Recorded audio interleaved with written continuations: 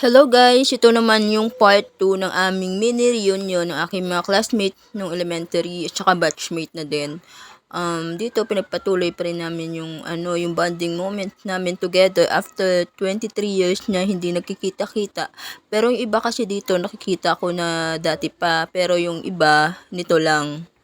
Nag-update lang kasi kami sa aming mga social media account like Facebook kasi kahit malayo, nakikita o nalalaman namin yung mga kwento ng buhay namin, kung ano na yung mga estado ng buhay namin, mga career namin, pamilya namin, kung ano may mga ginagawa namin sa buhay, ganyan. Thankful ako kasi ilan sa kanila, 3 ata, nagbigay nung tigo 1K sa sponsor nung namin, mini reunion. Thank you sa inyo, 3. Alam niyo na yan kung sino kayo. God bless. Mag-ingat lagi. Yung isang classmate namin dito na babae, aalis na din siya, babalik sa trabaho niya sa abroad.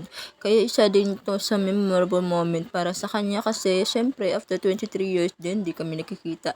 And thank you sa nag-sponsor ng ito yun kay Wilbur sa cake, yung nabigay ng 1K din. At yun nga, dito na magtatapos ang aking vlog sa aming mini reunion. Thank you!